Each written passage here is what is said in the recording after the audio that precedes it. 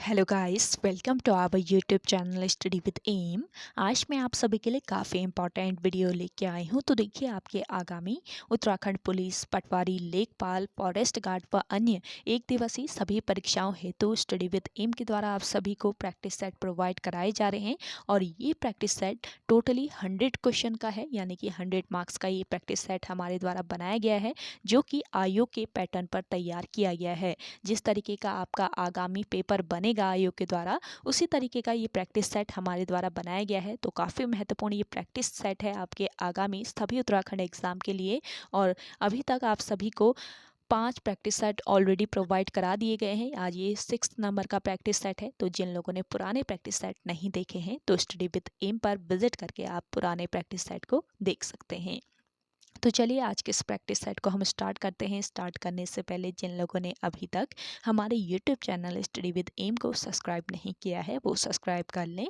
साथ ही साथ बगल में जो बेल आइकन दिख रहा है, इसे भी प्रेस कर लें, ताकि हम कोई भी वीडियो डालते हैं तो उसका नोटिफिकेशन आपके पास जल्द से जल्द पहुँच जाए।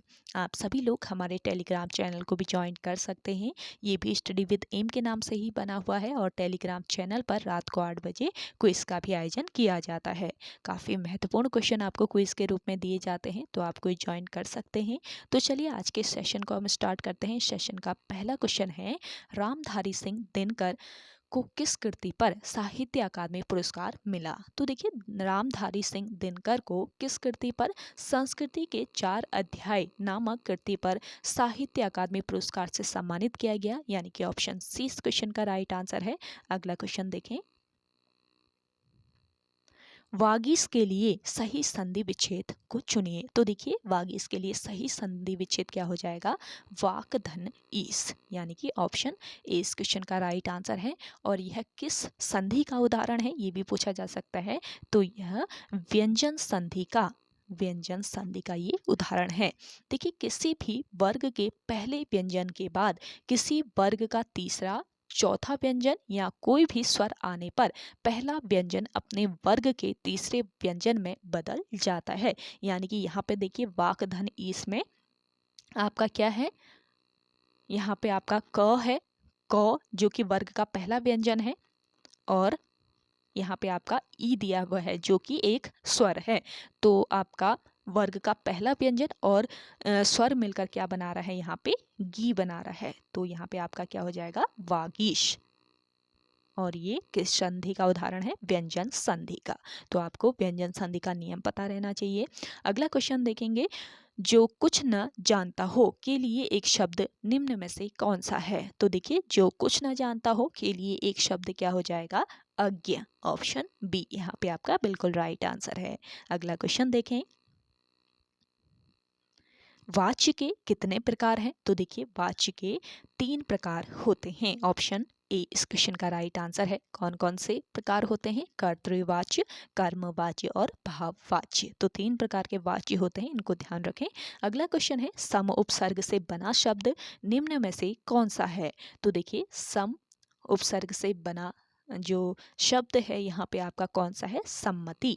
ऑप्शन बी इस क्वेश्चन का राइट आंसर है। और बाकी आपका समाज, सामान और सामाजिक जो है, ये उपसर्ग रहित शब्द हैं, यानी कि इनमें कोई भी उपसर्ग नहीं है। अगला क्वेश्चन है, धाक जमाना मुहावरे का अर्थ निम्न विकल्पों में से कौन सा है? तो देखिए, धाक जमाना मुहावरे का अर्थ इनमें से कौन सा हो जाएगा? रौब जमाना। ऑप्शन ए यहाँ पे आपका बिल्कुल राइट आंसर है। धाक जमाना मुहावरे का अर्थ होता है रौब जमाना। अगला क्वेश्चन देखेंगे, निम्नलिखित वाक्य में विशेषण पदबंध क्या है? तो देखिए, यहाँ पे आपका वाक्य है, रोज कसरत करने वाले लोग स्वस्थ रहते हैं। तो इसमें विशेषण पदबंध बताना है। तो यहाँ पे आपका करेक्ट आंसर हो जाएगा रोज कसरत करने वाले। रोज कसरत करने वाले इसमें विशेषण पदबंध है, यानी कि ऑप्शन सी बिल्कुल राइट आंसर है आपका यहाँ पे। अगला क्वेश्चन देखेंगे, लता उगती है, यह वाक्य बहुवचन में होगा। तो देखिए, लता उगती है, इस वाक्य को हम अगर बहुवचन में लिखें तो किस प्रकार लिखेंगे? लताएं उगती हैं। ऑप्शन सी इस क्वेश्चन का राइट आंसर है। अगला क्वेश्चन देखेंगे, निम्नलिखित में से अव्यय है। तो देखिए, इनमें से अव्यय है आपका कौन सा? ऑप्शन डी बिल्कुल राइट आंसर हो जाएगा।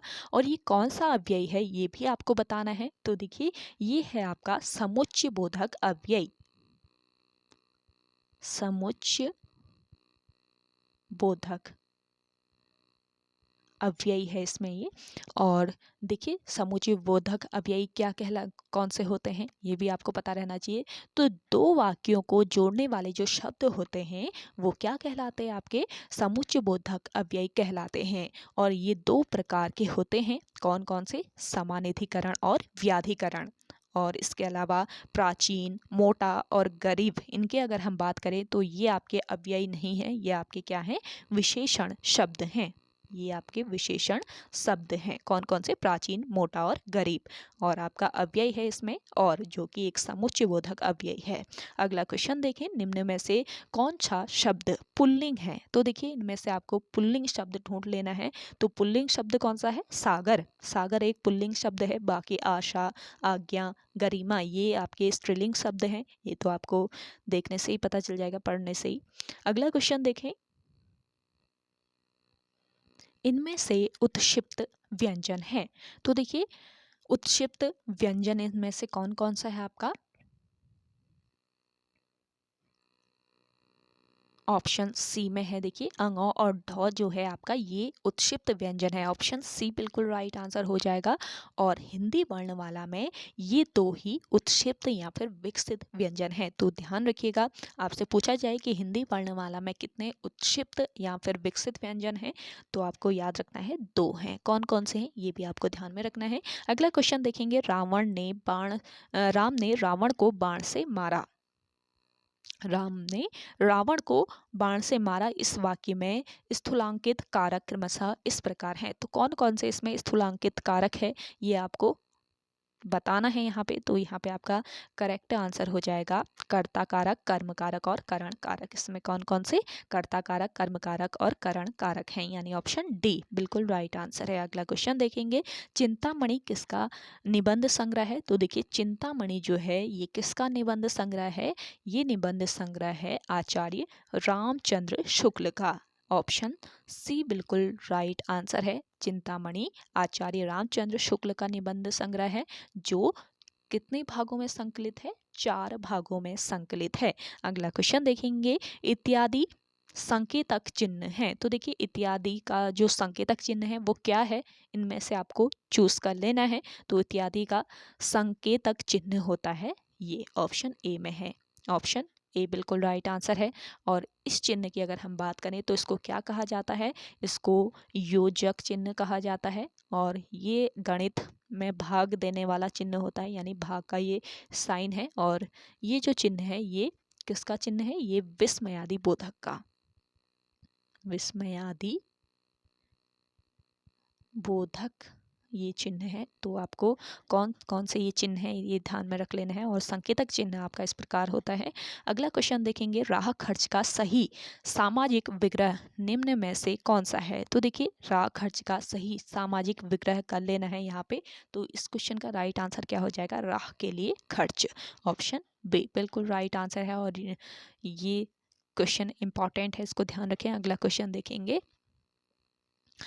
नीर भरे नैना रहे तऊ न प्यास बुझाई, पंक्ति में निम्न में से कौन सा अलंकार है। तो देखिए नीर भरे नैना रहे तऊ न प्यास बुझाई, पंक्ति में कौन सा अलंकार है ये बताना है। तो इस पंक्ति में है कौन सा, विशेषोक्ति अलंकार, विशेषोक्ति अलंकार है। ऑप्शन सी बिल्कुल राइट आंसर हो जाएगा। नीर भरे नैना रहे तऊ न प्यास बुझाई, पंक्ति में विशेषोक्ति अलंकार है। जहाँ कारणों के रहते हुए भी कार्य की पूर्ति न हो वहां पर होता है कौन सा अलंकार, विशेषोक्ति अलंकार। यहाँ नीर यानी कि पानी, यहाँ पर देखिए नीर यानी पानी है लेकिन प्यास नहीं बुझ रही है, तो वहां पर कौन सा अलंकार हो जाएगा, विशेषोक्ति अलंकार। जहाँ कारणों के रहते हुए भी कार्य की पूर्ति न हो वहां पर विशेषोक्ति अलंकार होता है। इसको ध्यान में रखें, इंपॉर्टेंट पॉइंट है। अगला क्वेश्चन देखें, निम्नलिखित में से एक शब्द तत्सम है। तो देखिए इनमें से कौन सा एक शब्द है जो कि तत्सम है, ये शब्द है आपका कौन सा, सरीसृप। ऑप्शन बी बिल्कुल राइट आंसर हो जाएगा। अगला क्वेश्चन देखेंगे, पित्राज्ञा के लिए सही संधि विच्छेद को चुनिए। तो देखिए पितराज्ञा के लिए सही संधि विच्छेद चुनना है। क्या हो जाएगा सही संधि विच्छेद? पितृधन आज्ञा। पितृधन आज्ञा यहाँ पे आपका सही संधि विच्छेद है, यानी कि ऑप्शन डी बिल्कुल राइट आंसर है। और ये किस संधि का उदाहरण है ये भी पता रहना चाहिए। तो ये यण संधि का उदाहरण है, ये ध्यान रखेंगे, यण संधि का ये उदाहरण है। और इस संधि में क्या होता है, देखिए यण संधि में री के बाद यण संधि में री के बाद कोई भिन्न स्वर आने पर री का क्या हो जाता है? र हो जाता है। तो यहाँ पर आपका पितृ, यहाँ पे री है ना, आपका यहाँ पे री है, तो री और यहाँ पे है आपका आ, तो री और आ मिलकर यहाँ पे क्या बना रहे हैं? रा बना रहे हैं। री और आ मिलकर यहाँ पे रा बना रहे हैं। तो यहाँ पे आपका हो जाएगा कौन सा? यण संधि ये हो जाएगी आपकी। तो सही संधि विच्छेद और कौन सा संधि है ये भी आपको पता रहना चाहिए। अगला क्वेश्चन है आपका,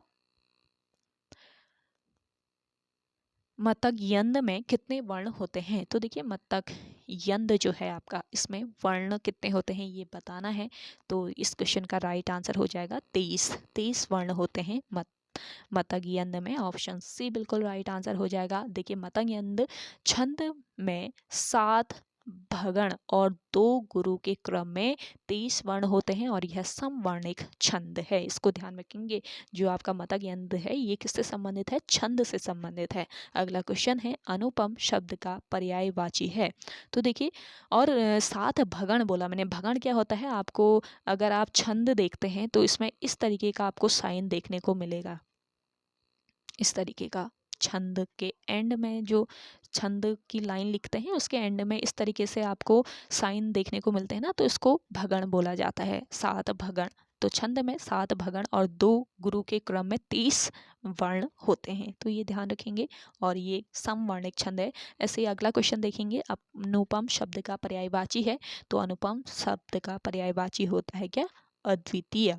ऑप्शन डी इस क्वेश्चन का राइट आंसर है। तो 20 नंबर की इसमें हिंदी रखी गई थी। तो 20 क्वेश्चन कंप्लीट हो चुके हैं और आप सभी को हिंदी की अलग से क्लास भी प्रोवाइड कराई जा रही है। शाम आपको 5 बजे हिंदी की क्लास डेली बेसिस पर दी जा रही है स्टडी विद एम के द्वारा। तो काफ़ी हेल्पफुल क्लास है, तो आप ज़रूर देखें उस क्लास को 5 बजे। और पुरानी क्लास भी अभी तक हिंदी के काफ़ी प्रोवाइड करा दिए गए हैं।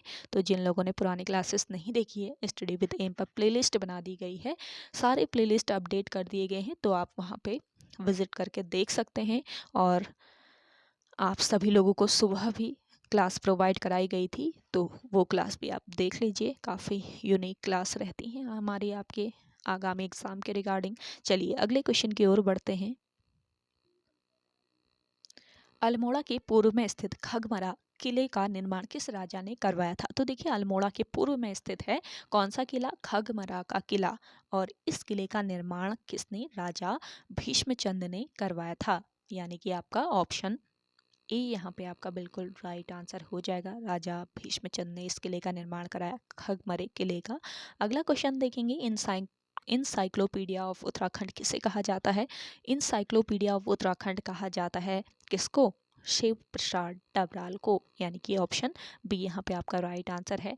देखिए 25 भागों में उत्तराखंड का इतिहास, इसके अलावा काव्य संग्रह, 2 काव्य संग्रह, 11 नाटक, 1 दर्जन से अधिक बाल उपयोगी पुस्तकों के लेखक हैं शिव प्रसाद डबराल, और इनको इंसाइक्लोपीडिया ऑफ उत्तराखंड के नाम से जाना जाता है। अगला क्वेश्चन देखेंगे, राजी जनजाति के लोग किस जनपद में निवास करते हैं? तो देखिए राजी जनजाति के जो लोग होते हैं वो किस जनपद में निवास करते हैं? ये करते हैं पिथौरागढ़ जनपद में। ऑप्शन बी यहाँ पे आपका राइट आंसर हो जाएगा। राजी जो जनजाति है ये उत्तराखंड की एक जनजाति है और यह जनजाति पिथौरागढ़ जिले के धारचूला, डीडीहाट, इसके अलावा का कनाली छीना विकास खंडों के किमरबोला, चिपल थड़ा, इसके अलावा गाना गांव, चौरानी, कोना, कन्याल तथा जमतड़ी गाँव में निवास करती है। तो ये कुछ गांव हैं जहाँ पर जो आपकी राजी जनजाति है ये निवास करती है और ये गांव है पिथौरागढ़ जनपद के। अगला क्वेश्चन देखेंगे, गौला नदी पर कौन सा शहर स्थित है? गौला नदी पर स्थित शहर है हल्द्वानी शहर, आप सभी को पता है। ऑप्शन डी बिल्कुल राइट आंसर है। हल्द्वानी शहर गौला नदी के तट पर स्थित है और गौला नदी उत्तराखंड राज्य में 7 ताल से निकलती है और यह नदी किच्छा नाम से भी जानी जाती है, इसको भी ध्यान रखेंगे। अगला क्वेश्चन देखिएगा, भागीरथी का उद्गम स्थल है। देखिए भागीरथी का उद्गम स्थल है आपका गौमुख, ऑप्शन सी बिल्कुल राइट आंसर है। भागीरथी भारत के उत्तराखंड राज्य में बहने वाली एक प्रमुख नदी है और यह देवप्रयाग में अलकनंदा नदी में मिलकर गंगा नदी का निर्माण करती है और भागीरथी नदी का उद्गम स्थल उत्तरकाशी जिले में गौमुख है, तो ये ध्यान रखेंगे। अगला क्वेश्चन देखेंगे, टिफिन टॉप कहाँ स्थित है? टिफिन टॉप है आपके नैनीताल में, ऑप्शन ए बिल्कुल राइट आंसर है और ये उत्तराखंड राज्य का प्रमुख पर्यटन स्थल है। अगला क्वेश्चन देखेंगे, उत्तराखंड जल विद्युत निगम लिमिटेड स्थापित हुआ था। तो देखिए उत्तराखंड जल विद्युत निगम लिमिटेड ये स्थापित हुआ था 12 फरवरी 2001 को, ऑप्शन सी बिल्कुल राइट आंसर है। उत्तरांचल जल विद्युत निगम लिमिटेड 12 फरवरी 2001 में स्थापित हुआ था और राज्य का नाम उत्तरांचल से उत्तराखंड बदलने के परिणाम स्वरूप 2 जुलाई 2007 को कंपनी का नाम बदलकर भी क्या कर दिया गया? उत्तराखंड जल विद्युत निगम लिमिटेड कर दिया गया। अगला क्वेश्चन देखें, देखिए ये सेशन आप सभी को अल्टरनेट डेज पे यानी एक दिन छोड़ के प्रोवाइड कराया जा रहा है रात को 8 बजे। एक दिन आपके यूके पीएससी के जो ओल्ड पेपर सीरीज़ है वो चलती है और एक दिन आपके ये वाली सीरीज़ चलती है प्रैक्टिस सेट वाली, तो आप देख सकते हैं प्रैक्टिस सेट को और ओल्ड पेपर सीरीज़ दोनों ही आपके आगामी एग्ज़ाम के लिए काफ़ी महत्वपूर्ण है। तो आप एक दिन आपका ओल्ड पेपर सीरीज चलती है, एक दिन ये क्लास चलती है, इसको आप फॉलो जरूर कीजिएगा। अगला क्वेश्चन है, उत्तरकाशी में हिमालय संग्रहालय स्थापित किया गया था। उत्तरकाशी में हिमालय संग्रहालय ये स्थापित किया गया था, कब किया गया था ये बताना है। तो देखिए इसका राइट आंसर हो जाएगा वर्ष 1965, नवंबर 1965, ऑप्शन बी इस क्वेश्चन का राइट आंसर है। उत्तरकाशी में हिमालय संग्रहालय की स्थापना 14 नवंबर 1965 में की गई और इस संग्रहालय में गढ़वाल के पारंपरिक आभूषण, पारंपरिक रसोई के बर्तन, वाद्य यंत्र और राज्य के वनस्पति व जंतुओं का संग्रह किया गया है। अगला क्वेश्चन है, वर्ष 2011 की जनगणना के अनुसार साक्षरता की दृष्टि से उत्तराखंड का देश में कौन सा स्थान है? तो देखिए वर्ष 2011 की जनगणना के अनुसार साक्षरता की दृष्टि से उत्तराखंड का देश में स्थान बताना है, तो यहाँ पे आपका राइट आंसर हो जाएगा 17वां स्थान है, ऑप्शन ए बिल्कुल राइट आंसर है। अगला क्वेश्चन देखिएगा, लाल टिब्बा नामक पर्यटन स्थल कहाँ स्थित है? लाल टिब्बा नामक पर्यटन स्थल ये स्थित है आपके कहाँ पर? मसूरी में, और इसे डिपो हिल के नाम से भी जाना जाता है और यह मसूरी का सबसे ऊंचा पॉइंट भी है लाल टिब्बा, ये ध्यान रखेंगे। अगला क्वेश्चन देखें, गढ़वाल क्षेत्र पर गोरखाओं ने राज किया। तो देखिए गढ़वाल क्षेत्र पर गोरखाओं ने राज किया कब से कब तक? 1805 से लेकर 1815 तक। तो ऑप्शन बी इस क्वेश्चन का राइट आंसर हो जाएगा। ऑप्शन बी इस क्वेश्चन का बिल्कुल करेक्ट आंसर है। अगला क्वेश्चन देखिएगा, पंडित हरिकृष्ण रतूड़ी को मुख्य तौर पर जाना जाता है। तो देखिए पंडित हरिकृष्ण रतूड़ी जो है इन्हें मुख्य तौर पर जाना जाता है किस रूप में? लेखक के रूप में, ऑप्शन ए बिल्कुल राइट आंसर है। अगला क्वेश्चन देखें, पंडित हरिकृष्ण रतूड़ी जो है इनकी प्रसिद्ध कृति है गढ़वाल का इतिहास, ये ध्यान रखेंगे। गढ़वाल का इतिहास जो है ये किसके द्वारा रचित है? पंडित हरिकृष्ण रतूड़ी के द्वारा ही रचित है, तो ये लेखक के रूप में काफ़ी फेमस है। अगला क्वेश्चन देखेंगे, भारत की उत्तर दिशा में अंतिम गांव माणा किस जिले में स्थित है? तो देखिए भारत की उत्तर दिशा में स्थित है अंतिम गांव माणा, जो कि किस जिले में स्थित है?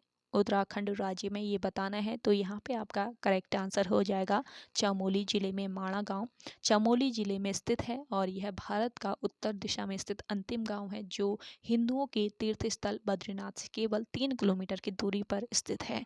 अगला क्वेश्चन देखेंगे, उत्तराखंड राज्य में अर्थव्यवस्था से संबंधित सांख्यिकी आंकड़ों हेतु निम्न में से कौन सा नोडल एजेंसी है। तो देखिए यहाँ पे आपका राइट आंसर क्या हो जाएगा, ऑप्शन ए अर्थ एवं संख्या निदेशालय। मोस्ट इंपॉर्टेंट है, उत्तराखंड राज्य में अर्थव्यवस्था से संबंधित सांख्यिकी आंकड़ों हेतु अर्थ एवं संख्या निदेशालय संस्थान नोडल एजेंसी का कार्य करती है।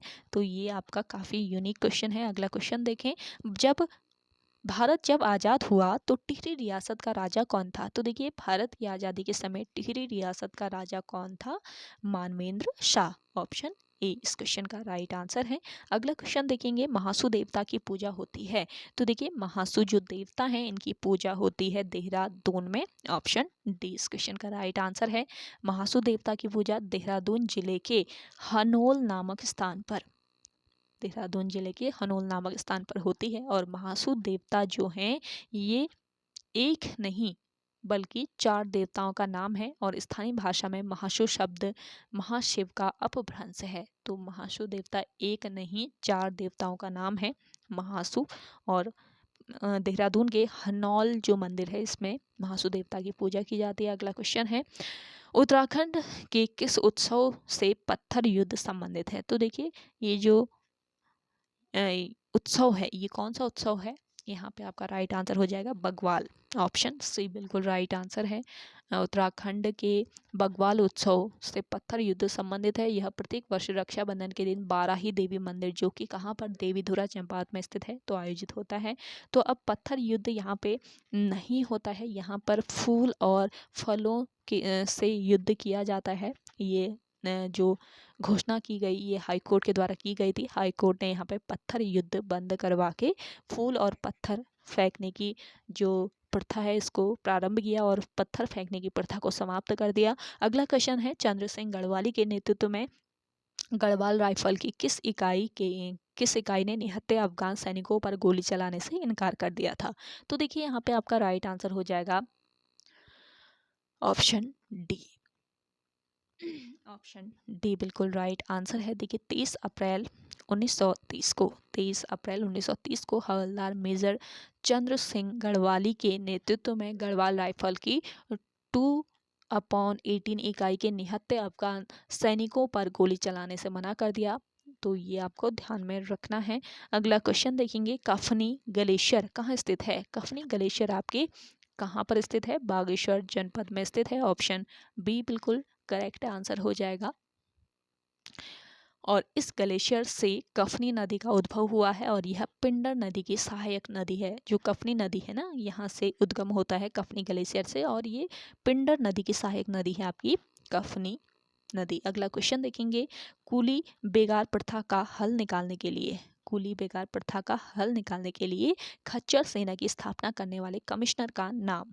तो देखिए कूली बेगार प्रथा का हल निकालने के लिए खच्चर सेना की स्थापना की गई और खच्चर सेना की स्थापना करने वाले जो कमिश्नर थे वो कौन थे ये बताना है। तो ये थे कमिश्नर ट्रेल। ऑप्शन बी इस क्वेश्चन का राइट आंसर है। अंग्रेज कमिश्नर ट्रेल ने 1822 ईस्वी में एक प्रस्ताव द्वारा कूली बेगार प्रथा के स्थान पर खच्चर सेना की स्थापना का आदेश दिया था। अगला क्वेश्चन देखेंगे, भारत में स्वतंत्रता के पश्चात हैदराबाद रेजिमेंट को परिवर्तित कर दिया गया। तो देखिए भारत की स्वतंत्रता के बाद हैदराबाद जो रेजिमेंट थी तो इसको परिवर्तित कर दिया गया। किस रेजिमेंट में, तो यहाँ पे आपका राइट आंसर हो जाएगा कुमाऊं रेजिमेंट में। ऑप्शन सी इस क्वेश्चन का राइट आंसर है। स्वतंत्रता के बाद हैदराबाद रेजिमेंट में गढ़वाल के कुमाऊं के सैनिकों की अधिकता के कारण हैदराबाद रेजिमेंट का नाम बदलकर कुमाऊं रेजिमेंट रख दिया गया। कुमाऊं रेजिमेंट का मुख्यालय कहाँ पर स्थित है, रानी खेत में कुमाऊं रेजिमेंट का मुख्यालय है। अगला क्वेश्चन देखिएगा, अगला क्वेश्चन है आपका, उत्तराखंड में बीज बचाओ आंदोलन के प्रवर्तक के रूप में जाना जाता है। तो किसको जाना जाता है बीज बचाओ आंदोलन के प्रवर्तक के रूप में। तो यहाँ पे आपका राइट आंसर हो जाएगा विजय जड़धारी को। ऑप्शन बी इस क्वेश्चन का राइट आंसर है।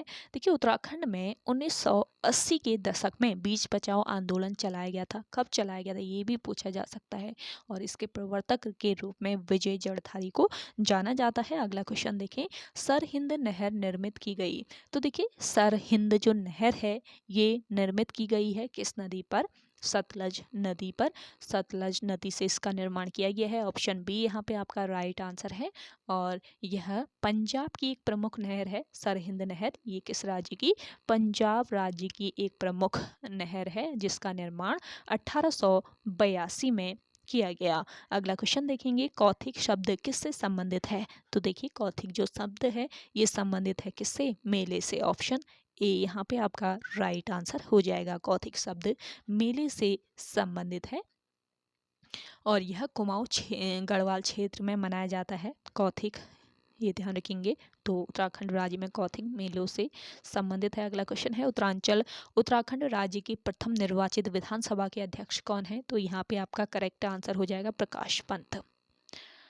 प्रकाश पंत इस क्वेश्चन का राइट आंसर है। अगला क्वेश्चन देखें, निम्नलिखित में से किस नदी का उद्गम स्थल भारत के बाहर है? तो देखिए भारत के बाहर किस नदी का उद्गम स्थल है? ब्रह्मपुत्र नदी का। ऑप्शन ए इस क्वेश्चन का राइट आंसर हो जाएगा। देखिए ब्रह्मपुत्र नदी का उद्गम तिब्बत के मानसरोवर के निकट चेमा युंग दुंग नामक ग्लेशियर से हुआ है और तिब्बत में इसका नाम क्या है? सांगपो। सांगपो के नाम से जानी जाती है ब्रह्मपुत्र नदी तिब्बत में। अगला क्वेश्चन है, एड्स का विस्तृत रूप चुनिए। एड्स का फुल फॉर्म क्या हो जाएगा?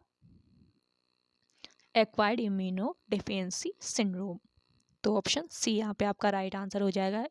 एड्स का फुल फॉर्म होता है acquired immuno deficiency syndrome.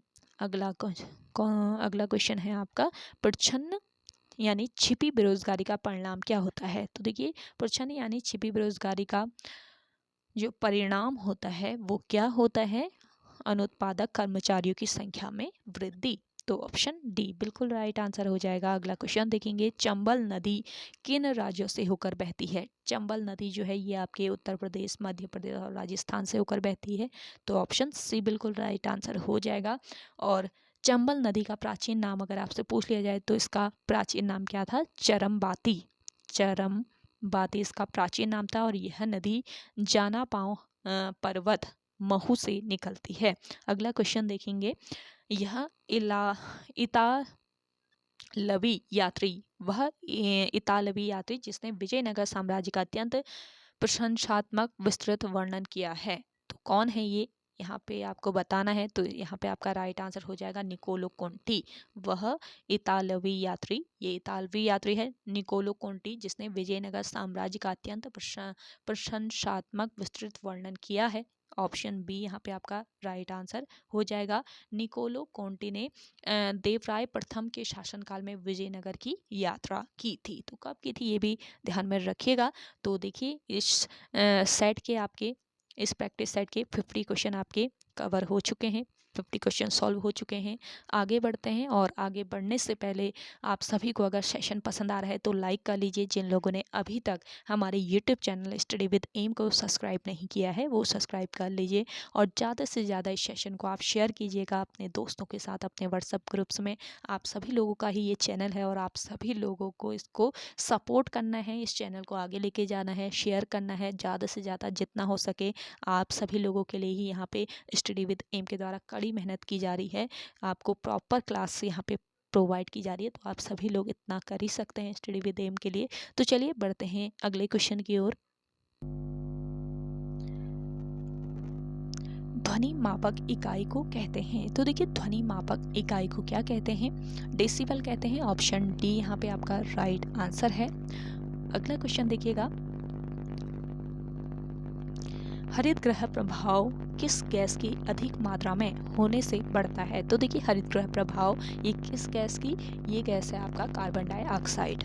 Option A बिल्कुल राइट आंसर है। कार्बन डाइऑक्साइड की अधिक मात्रा में होने से बढ़ जाता है हरित गृह प्रभाव यानी कि ग्रीन हाउस इफेक्ट। अगला क्वेश्चन देखेंगे, जिम कॉर्बेट नेशनल पार्क कहाँ स्थित है? आप सभी को पता ही है, रामनगर नैनीताल में है जिम कॉर्बेट नेशनल पार्क और ये प्रोजेक्ट टाइगर के तहत आने वाला पहला नेशनल पार्क है, ये भी ध्यान रखेंगे। अगला क्वेश्चन देखें, सुंदरवन है। तो देखिए सुंदरवन कहाँ पर स्थित है ये आपको बताना है। तो देखिए गंगा ब्रह्मपुत्र डेल्टा में स्थित है सुंदरवन। ऑप्शन ए बिल्कुल राइट आंसर हो जाएगा और यह विश्व का सबसे बड़ा नदी डेल्टा है सुंदरवन डेल्टा। अगला क्वेश्चन देखें, शांति स्वरूप भटनागर पुरस्कार निम्नलिखित में से किन कार्यों हेतु प्रदान किया जाता है। तो देखिए शांति स्वरूप भटनागर जो पुरस्कार है ये किन कार्यों के लिए प्रदान किया जाता है। ये प्रदान किया जाता है आपके विज्ञान की विभिन्न शाखाओं के उल्लेखनीय योगदान के लिए। ऑप्शन बी बिल्कुल राइट आंसर है और यह पुरस्कार सुप्रसिद्ध भारतीय वैज्ञानिक डॉक्टर शांति स्वरूप भटनागर की याद में वर्ष 1957 ईस्वी में प्रारंभ किया गया था। 1957 में इसका प्रारंभ किया गया था, ये भी ध्यान रखेंगे।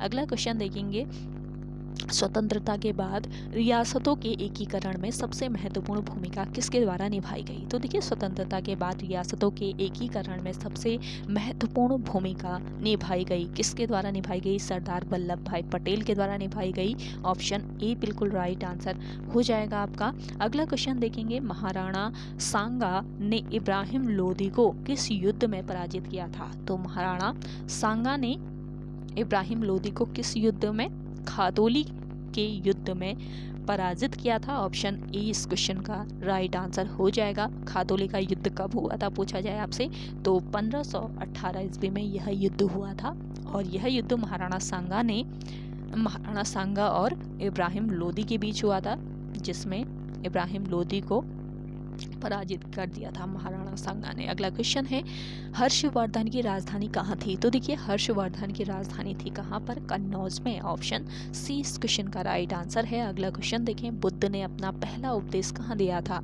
बुद्ध ने अपना पहला उपदेश दिया था कहाँ पर, सारनाथ में। ऑप्शन ए बिल्कुल राइट आंसर है और ज्ञान प्राप्ति के बाद बुद्ध ने अपना पहला उपदेश दिया था यहाँ पे सारनाथ में, जिसे धर्म चक्र प्रवर्तन कहा जाता है। और सारनाथ में अशोक का चतुर्मुख सिंह स्तंभ भी है और यह भारत के राष्ट्रीय चिन्ह के रूप में प्रयोग किया जाता है। अगला क्वेश्चन देखेंगे, कंप्यूटर की स्मृति का मापन किया जाता है। तो देखिए कंप्यूटर की स्मृति का जो मापन है ये किसके द्वारा, बिट्स के द्वारा किया जाता है, यानी कि ऑप्शन सी करेक्ट आंसर हो जाएगा आपका बिल्कुल। अगला क्वेश्चन देखेंगे, गोबी, कालाहारी, आटाकामा तथा सहारा क्या है। तो देखिए ये सभी क्या हैं, मरुस्थल हैं। गोबी, कालाहारी, आटाकामा और सहारा ये सभी मरुस्थल हैं। ऑप्शन बी बिल्कुल राइट आंसर हो जाएगा। और सहारा जो मरुस्थल है, सहारा नाम का मरुस्थल, ये विश्व का सबसे बड़ा मरुस्थल है जो कि किस महाद्वीप में स्थित है, अफ्रीका महाद्वीप में। अफ्रीका महाद्वीप में स्थित है आपका सहारा मरुस्थल, ये विश्व का सबसे बड़ा मरुस्थल है। अगला क्वेश्चन देखें, जैन धर्म के 23वें तीर्थंकर कौन थे। तो देखिए जैन धर्म के 23वें तीर्थंकर थे, इनमें से कौन, पार्श्वनाथ। ऑप्शन सी बिल्कुल राइट आंसर है। पार्श्वनाथ जैन धर्म के 23वें तीर्थंकर थे। जैन धर्म में टोटल 24 तीर्थंकर माने जाते हैं। 24 तीर्थंकर हुए थे जैन धर्म में। और जैन धर्म के प्रथम तीर्थंकर व संस्थापक कौन थे, ऋषभदेव। तथा 24वें की बात करें तो ये महावीर स्वामी थे। तो ये पॉइंट भी आपको ध्यान में रखना है। और आप सभी को आज का ये सेशन पसंद आ रहा है तो जल्दी से आप कमेंट करके बताएं आ रहा है या नहीं आ रहा है। इसके अलावा आप सभी लोग ज़्यादा से ज़्यादा शेयर कीजिए सेशन को। अगला क्वेश्चन है, किस पंचवर्षीय योजना के बाद अनवरत योजना यानी रोलिंग प्लान को लागू किया गया। तो देखिए किस पंचवर्षीय योजना के बाद रोलिंग प्लान लागू की गई। तो यहाँ पे आपका करेक्ट आंसर क्या हो जाएगा, 5वीं पंचवर्षीय योजना। ऑप्शन बी बिल्कुल राइट आंसर है। 5वीं पंचवर्षीय योजना के बाद अनवरत योजना यानी रोलिंग प्लान को वर्ष 1978 से 80 के बीच लागू किया गया था। और अनवरत योजना यानी रोलिंग प्लान का प्रतिपादन गुन्नार मिडल ने किया था, लेकिन इसे भारत में लागू करने का श्रेय किसे जाता है, DT लकड़वाला को जाता है। अगला क्वेश्चन देखेंगे, कौन सा कर समाज के गरीब श्रेणी के समुदायों पर बोझ बनता है। तो ये कौन सा कर है, ये कर है अप्रत्यक्ष कर। ऑप्शन बी इस क्वेश्चन का राइट आंसर है। अप्रत्यक्ष कर समाज के गरीब श्रेणी के समुदायों पर बोझ बनता है और यह कर जिस पर आरोपित किया जाता है उससे न वसूल कर किसी अन्य व्यक्ति एवं संस्था से वसूला जाता है। अगला क्वेश्चन देखेंगे, डॉक्टर BR अंबेडकर द्वारा किस अनुच्छेद को संविधान का हृदय व आत्मा संदर्भित किया गया है? तो देखिए यहाँ पे आपका राइट आंसर हो जाएगा अनुच्छेद 32। डॉक्टर BR अंबेडकर द्वारा अनुच्छेद 32 को संविधान का हृदय व आत्मा संदर्भित किया गया है और इसे संवैधानिक उपचारों का अधिकार भी कहा जाता है और यह अनुच्छेद सर्वोच्च न्यायालय को 5 प्रकार की रिटें जारी करने का अधिकार देता है। अगला क्वेश्चन देखेंगे, निम्नलिखित में से कौन से प्रावधान के लिए संसद में विशेष बहुमत की आवश्यकता पड़ती है? तो देखिए कौन से ये प्रावधान है, तो ये प्रावधान है मौलिक अधिकारों में परिवर्तन। ऑप्शन ए बिल्कुल राइट आंसर है। मौलिक अधिकारों में परिवर्तन के लिए संसद में विशेष बहुमत की आवश्यकता होती है। भारतीय संविधान के अनुच्छेद 368 में भारतीय संविधान के अनुच्छेद 368 में विशेष बहुमत से तात्पर्य क्या है? सदन की कुल सदस्य संख्या का बहुमत तथा उपस्थित में और मतदान करने वाले सदस्यों का 2/3 बहुमत होता है। अगला क्वेश्चन देखेंगे, किस अधिनियम ने ईस्ट इंडिया कंपनी के व्यापारिक एकाधिकार को समाप्त कर दिया? मोस्ट इंपॉर्टेंट है आपका ये क्वेश्चन, तो यहाँ पे आपका राइट आंसर हो जाएगा 1813 का चार्टर अधिनियम। ऑप्शन डी बिल्कुल राइट आंसर है। तो देखिए चार्टर अधिनियम 1813 ने ईस्ट इंडिया कंपनी के व्यापारिक एकाधिकार को समाप्त किया था, लेकिन चीन के साथ रेशम एवं भारत के साथ चाय के व्यापार पर कंपनी के एकाधिकार को सुरक्षित रखा गया था। अगला क्वेश्चन देखेंगे, निम्नलिखित में से किस राज्य में पश्चिमी विक्षोभ यानी वेस्टर्न डिस्टर्बेंस के कारण वर्षा होती है? तो देखिए वेस्टर्न डिस्टर्बेंस के कारण वर्षा होती है किस राज्य में? तो ये जो पश्चिमी राज्य है यानी कि ये जो राज्य है पश्चिमी विक्षोभ के कारण जहाँ पर वर्षा होती है, तो ये राज्य कौन सा है? ये है आपका पंजाब राज्य। ऑप्शन ए इस क्वेश्चन का राइट आंसर है। पश्चिमी विक्षोभ यानी वेस्टर्न डिस्टर्बेंस जो है ये सर्दी के मौसम में उत्तरी भारत में आने वाला एक तूफान है और पश्चिमी विक्षोभ के कारण उत्तरी भारत, पाकिस्तान व नेपाल में बर्फ के साथ क्या होती है? वर्षा होती है। अगला क्वेश्चन है, पादप कोशिका भित्ति मुख्यतः किससे बनी होती है? तो देखिए पादप कोशिका भित्ति ये मुख्य रूप से किसकी? सेल्यूलोज की बनी होती है। ऑप्शन सी बिल्कुल राइट आंसर हो जाएगा। अगला क्वेश्चन देखेंगे, अगला क्वेश्चन है, शक्ति का SI मात्रक क्या है? तो देखिए शक्ति यानी पावर के SI यूनिट की अगर हम बात करें तो इसका SI यूनिट क्या होता है? वॉट। ऑप्शन बी यहाँ पे आपका राइट आंसर है। और बल का जो मात्रक होता है, बल का मात्रक क्या हो जाएगा? न्यूटन हो जाएगा, जबकि दाब का मात्रक क्या होता है? पास्कल। ये ध्यान में रखेंगे। अगला क्वेश्चन देखेंगे, निम्नलिखित में से कौन सा एक कोयले का प्रकार नहीं है? तो देखिए कोयले का प्रकार नहीं है कौन सा? लौह का। ऑप्शन डी बिल्कुल राइट आंसर है। लौह का ये कोयले का प्रकार नहीं है, जबकि एंथ्रेसाइट, लिग्नाइट, इसके अलावा पीट जो है ये कोयले की एक किस्में हैं। एंथ्रासाइट सर्वोत्तम प्रकार का कोयला होता है। लिग्नाइट जो होता है ये भूरा कोयला होता है, जबकि पीट कोयला सबसे निम्न कोटि का कोयला होता है। अगला क्वेश्चन देखेंगे, विश्व के प्रथम सुपर कंप्यूटर का क्या नाम है? तो देखिए विश्व का प्रथम जो सुपर कंप्यूटर है इसका क्या नाम है? इसका नाम है CDC 6600। ऑप्शन ए यहाँ पे आपका राइट आंसर हो जाएगा। CDC 6600 इस कंप्यूटर का नाम है, जो कि विश्व का प्रथम सुपर कंप्यूटर है। और देखिए यहाँ पे आपको इम्पोर्टेंट पॉइंट भी बताए जा रहे हैं ताकि आयोग आपसे कोई भी क्वेश्चन पूछे तो आप करेक्ट कर लें बिल्कुल। तो आप सभी लोग इन पॉइंट्स को हो सके नोट डाउन कर लीजिए और साथ ही साथ इनको रिवाइज करते रहें डेली बेसिस पे। और सुपर कंप्यूटरों की अगर हम बात करें तो सुपर कंप्यूटर आम कंप्यूटरों की तुलना में काफ़ी तीव्र गति से चलते हैं और वर्तमान में तियानहे-1 जो कि चीन का विश्व में सबसे तीव्र सुपर कंप्यूटर है, इसको भी आप ध्यान में रखेंगे। अगला क्वेश्चन है, कोहरा, बादल, कुहासा डैश के उदाहरण हैं? तो देखिए कोहरा, बादल और कुहासा ये किसके उदाहरण हैं? ये हैं एरोसॉल के। ऑप्शन ए बिल्कुल राइट आंसर है। अगला क्वेश्चन देखेंगे, उत्तराखंड में हिमालयी पर्यावरण अध्ययन एवं संरक्षण संगठन के संस्थापक हैं? तो देखिए उत्तराखंड में हिमालयी पर्यावरण अध्ययन एवं संरक्षण संगठन, इसके संस्थापक कौन है? इसके संस्थापक है doctor Anil Prakash Joshi. Option C यहाँ पे आपका राइट आंसर हो जाएगा। और अनिल जोशी पौड़ी के कोटद्वार के निवासी है और इन्होंने इस संगठन की स्थापना कब की थी? वर्ष 1983 में। और इन्हें वर्ष 2006 में पद्मश्री अवार्ड तथा वर्ष 2020 में पद्म भूषण अवार्ड से भी सम्मानित किया गया है। चलिए अगले क्वेश्चन की ओर बढ़ते हैं। देखिए 75 क्वेश्चन अभी तक हमारे कवर हो चुके हैं। काफ़ी महत्वपूर्ण ये सेशन है, तो डेली बेसिस पर आप इसको फॉलो कर सकते हैं प्लेलिस्ट पर जाकर। अगला क्वेश्चन है, वर्ष 1973 में चिपको आंदोलन के अग्रणी नेता कौन थे? तो चिपको आंदोलन में अग्रणी जो नेता थे ये कौन थे? सुंदरलाल बहुगुणा।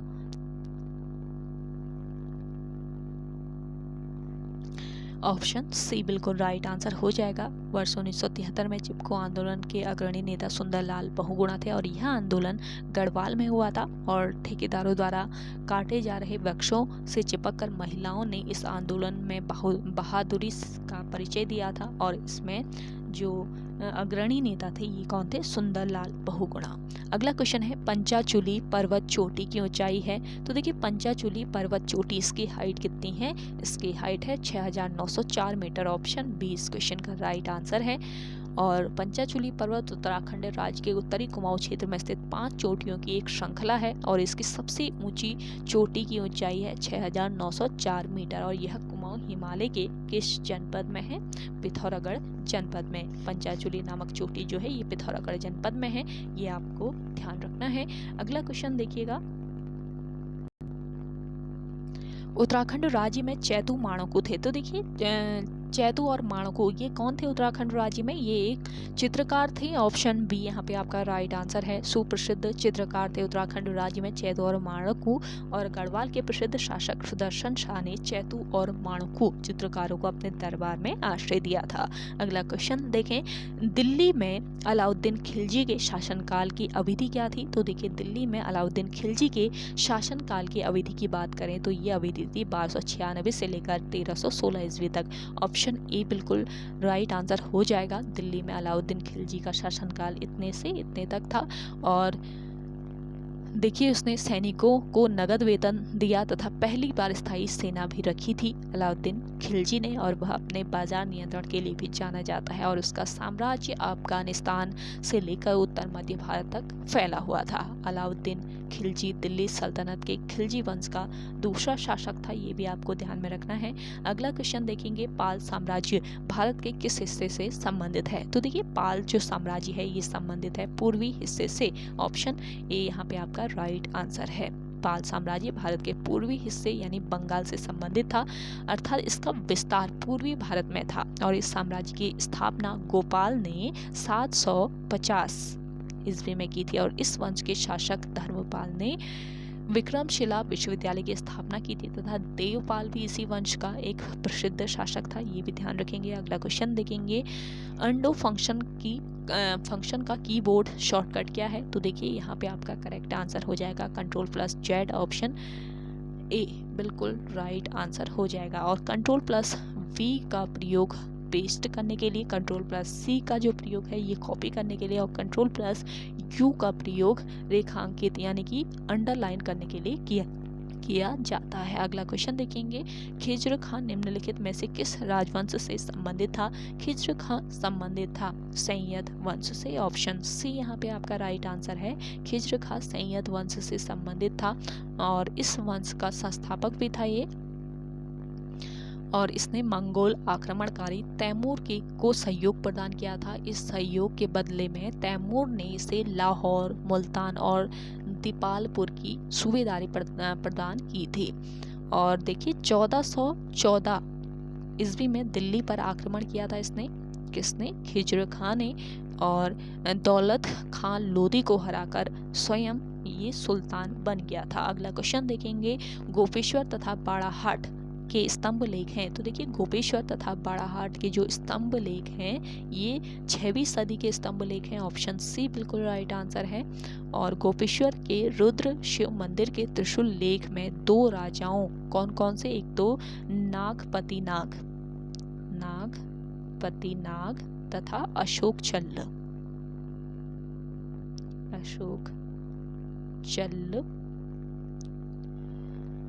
के लेख हैं, ये ध्यान रखेंगे। रुद्र शिव मंदिर जो कि गोपेश्वर में स्थित है, तो यहाँ से जो त्रिशूल लेख प्राप्त हुए हैं इनमें 2 राजाओं नागपति राग और अशोक चल्ल के लेख हैं, और यह स्तंभ लेख उत्तराखंड के चमोली जनपद में स्थित हैं, ये ध्यान रखेंगे। जनपद भी पूछ लिया जाता है। अगला क्वेश्चन देखेंगे, निम्नलिखित में से कौन सा पर्वत एशिया महाद्वीप में स्थित है? तो देखिए एशिया महाद्वीप में स्थित पर्वत है माउंट कैलाश पर्वत, ऑप्शन बी यहाँ पे आपका राइट आंसर है। और किलिमंजारो जो है, किलिमंजारो ये अफ्रीका महाद्वीप में है, अफ्रीका में है। और आपका मैकिन्ले पर्वत उत्तरी अमेरिका महाद्वीप में है। और एकांकागुआ पर्वत जो है ये आपके दक्षिणी अमेरिका महाद्वीप में है। तो किस महाद्वीप में कौन सा पर्वत है ये आपको पता रहना चाहिए। अगला क्वेश्चन देखिए, निम्नलिखित में से कौन सा कंप्यूटर का डाटाबेस सॉफ्टवेयर नहीं है? तो देखिए कंप्यूटर का डाटाबेस सॉफ्टवेयर कौन सा नहीं है इनमें से? इस क्वेश्चन का राइट आंसर हो जाएगा MS वर्ड, ऑप्शन डी बिल्कुल राइट आंसर हो जाएगा। देखिए MS वर्ड जो है ये डाटाबेस सॉफ्टवेयर नहीं है, जबकि MS एक्सेल, एक्सप्रो और आराकल ये आपके डाटाबेस सॉफ्टवेयर हैं, इनको आपको ध्यान में रखना है। और MS वर्ड एक ग्राफिकल वर्ड प्रोसेसिंग प्रोग्राम है। MS वर्ड क्या है?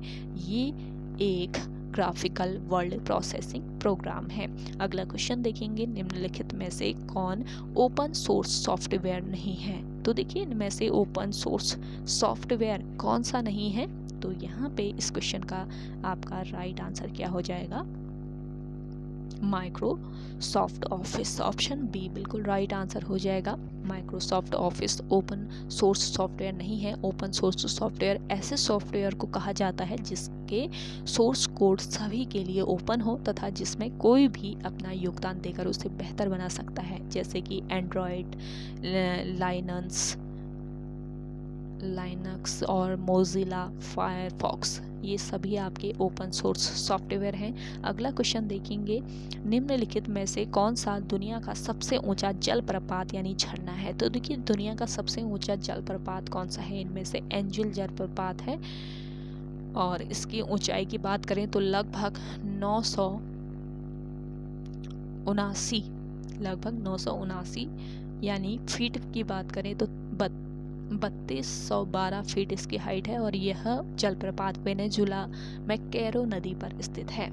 अगला क्वेश्चन देखेंगे, मोहम्मद गौरी का पृथ्वीराज तृतीय से पराजित हुआ था? तो मोहम्मद गौरी पृथ्वीराज तृतीय से कब पराजित हुआ था? ये हुआ था 1191 ईस्वी में, ऑप्शन बी इस क्वेश्चन का राइट आंसर है। मोहम्मद गौरी 1191 में पृथ्वीराज चौहान तृतीय से पराजित हुआ था, और 1191 ईस्वी में तराइन की पहली लड़ाई हुई थी, ये ध्यान रखेंगे।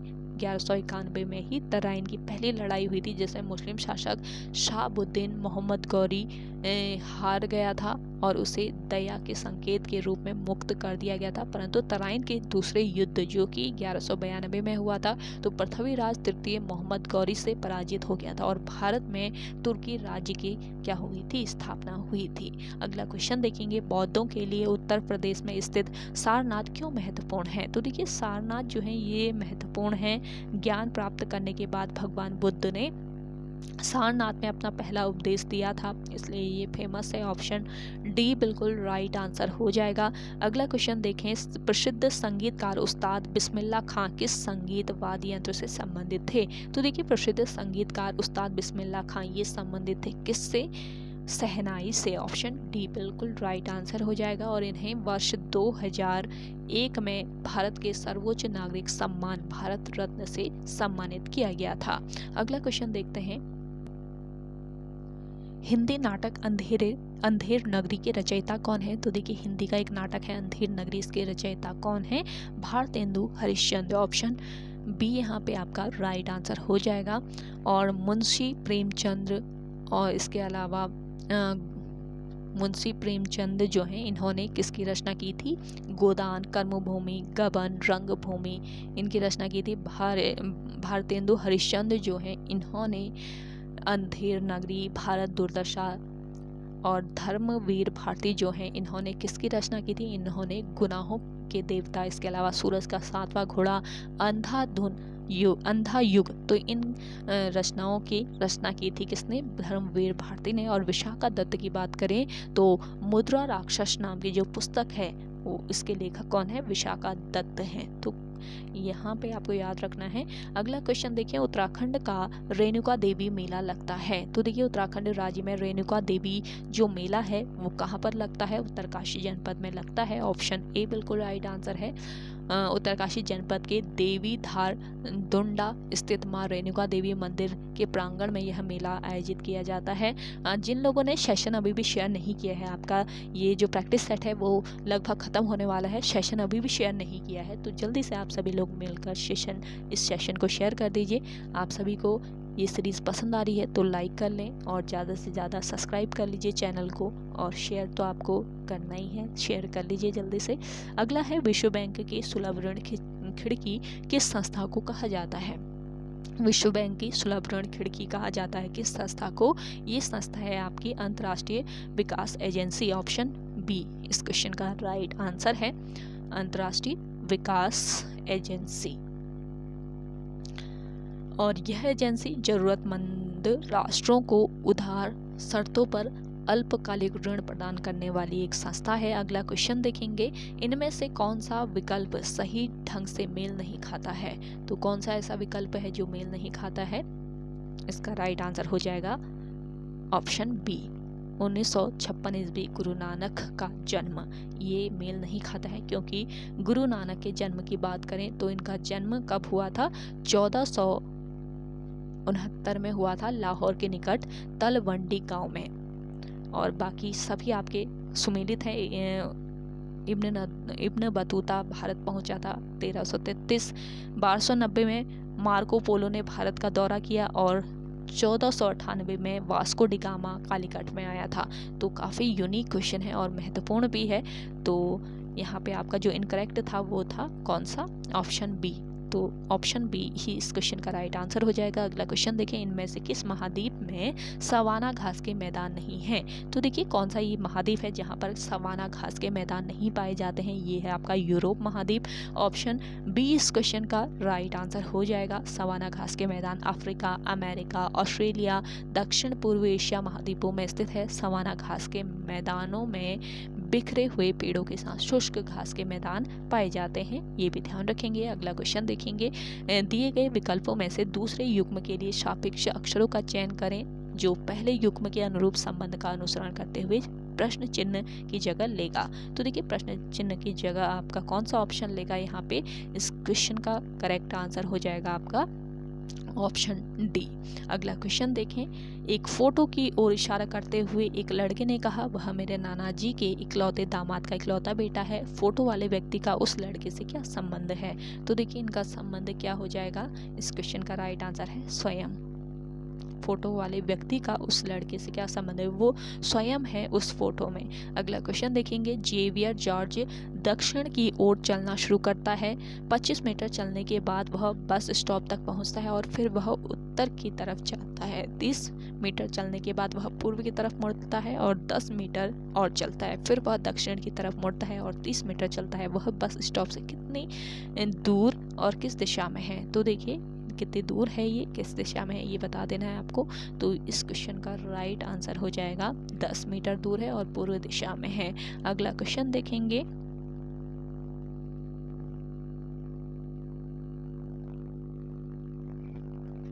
तो देखिए यदि एग्जामिनेशन को इस रूप में कोडित किया गया है तो इसको आपका इस रूप में कोडित किया गया है तो इसे जो आपको यहाँ पे दिया हुआ है इसके लिए क्या कोड होगा ये आपको बता देना है। तो इस क्वेश्चन का राइट आंसर हो जाएगा आपका क्या?